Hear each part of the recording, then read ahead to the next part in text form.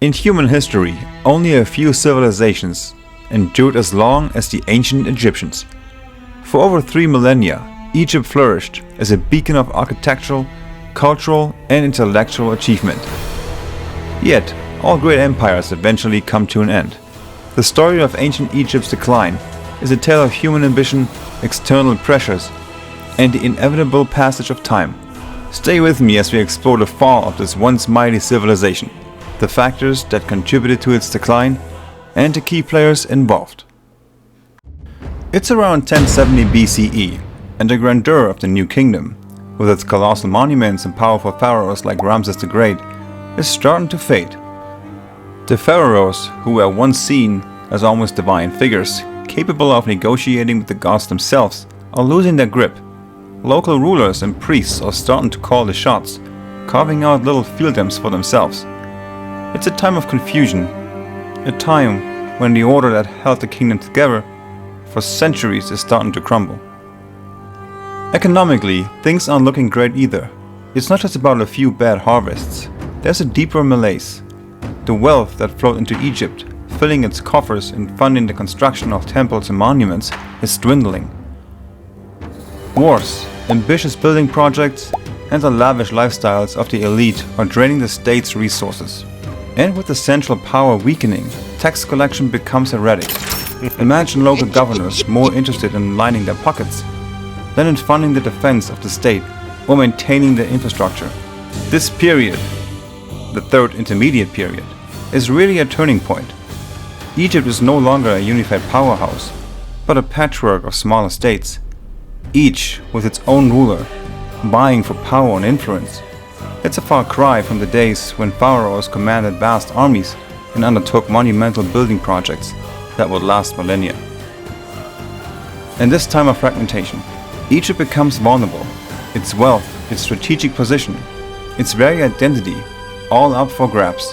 And as we'll see, it won't be long before outside powers begin to take notice, drawn to Egypt not just for its legendary treasures, but also for its strategic position in the ancient world. It wasn't long before these cracks caught the attention of ambitious neighbors. First came the Assyrians, their armies sweeping in during the 7th century BCE. A storm of chariots and spears. The Assyrians were renowned for their military might and ruthless tactics, and Egypt, divided and weakened, could offer little resistance to their advance. This was not the Egypt of the great pharaohs, of monumental pyramids and sprawling temples. This was an Egypt struggling to hold on to its past glories, its people looking on as foreign boots trampled their sacred lands. Then, as the dust settled from one invasion, another power rose on the horizon.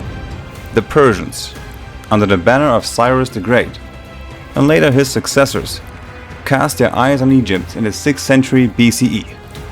With an empire that spanned 3 continents, the Persians were no strangers to conquest. Their arrival marked another chapter in Egypt's saga of foreign domination, one that would see the great Nile civilization become but a jewel in the Persian imperial crown. Yet the most transformative invasion was yet to come. In 332 BCE, a young Macedonian king, known to history as Alexander the Great, turned his gaze towards Egypt. His conquest was swift, not met with swords and shields, but with open arms. The Egyptians, weary of Persian rule, welcomed Alexander as a liberator, a role he was only too happy to embrace. In a fusion of cultures, Alexander founded the city of Alexandria, envisioning it as a beacon of Greek culture and learning on the edge of the Nile.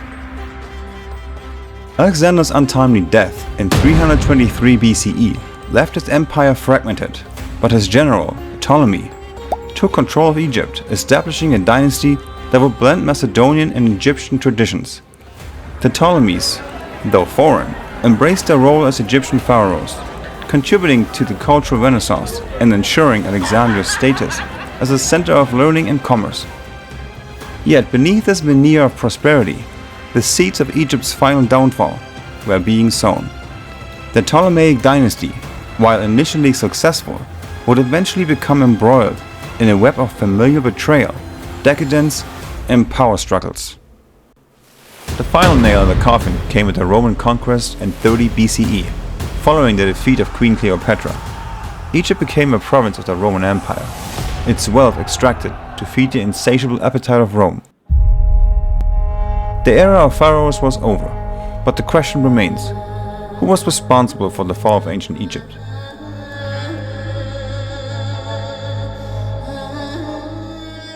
We have to understand that the fall of ancient Egypt was not just due to conquest and conquerors, but beyond the battles and the politics, there were silent killers at work. Climate change, evidenced by periods of drought and famine, strained the already weakened economy. The Nile, the lifeblood of Egypt, became less reliable, impacting agriculture and leading to food shortages. Economic instability caused by expensive building projects and the cost of maintaining a large army further eroded the state's foundations. The fall of ancient Egypt was not just a singular event, but a gradual decline influenced by a complex interplay of internal and external factors. The civilization's legacy, however, remains undiminished. The pyramids, the Sphinx, and countless artifacts continue to captivate the world, a reminder of Egypt's enduring allure. Though the pharaohs are gone, their achievements laid the foundations for modern civilization in ways most can scarcely imagine. In the story of ancient Egypt's fall, we find lessons on the impermanence of power and the timeless quest for legacy.